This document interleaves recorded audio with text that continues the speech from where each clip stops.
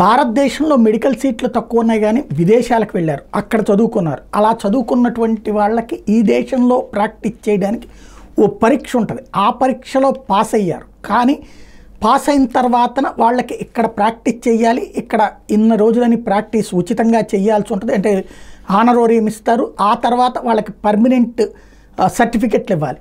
ఇక్కడ ఎక్కడ తేడా వచ్చిందో తెలియదు కానీ విదేశాల్లో ఎంబీబీఎస్ పూర్తి చేసి నేషనల్ మెడికల్ కమిషన్ ఎన్ఎంసీ పరీక్షలో ఉత్తీర్ణత సాధించి ఇక్కడ హౌస్ సర్జన్ కూడా పూర్తి చేసిన తమకు పర్మనెంట్ రిజిస్ట్రేషన్ పీఆర్ చేయకుండా ఏపీ మెడికల్ కౌన్సిల్ ఇబ్బందులకు గురి చేస్తుందని విదేశాల వైద్య విద్యను అభ్యసించిన ఆంధ్రప్రదేశ్ విద్యార్థులు ఆవేదన వ్యక్తం చేస్తున్నారు. ఎన్నో ఆశలతో ఎంబీబీఎస్ చదివిన తమ జీవితాలతో చెలగాటం ఆడొద్దని ప్రాధేయపడుతున్నారు.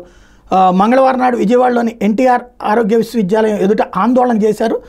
ఏఎస్ఎఫ్ కూడా వాళ్ళకి మద్దతు ఇచ్చింది. ఎందుకు ఇట్లా చేస్తున్నారన్నది అర్థం కావట్లేదు. వాస్తవంగా వెంటనే వాళ్ళకి సర్టిఫికెట్ ఇచ్చేయాలి. వాళ్ళు కనుక ఒకవేళ ప్రాక్టీస్ చేయకపోయి ఉంటే, అంటే ఇక్కడ హౌస్ సర్జన్ పూర్తి చేసిన తర్వాత అంటే ఇక్కడే హాస్పిటల్లో ఫ్రీగా పనిచేయాలి, అది కూడా చేసిన తర్వాత కూడా వేధిస్తున్నారంటే చాలా దుర్మార్గమైనటువంటి అంశం. లంచాల కోసం చేస్తున్నారా లేకపోతే అహంకారంతో చేస్తున్నారన్నది తేలాల్సి ఉంది.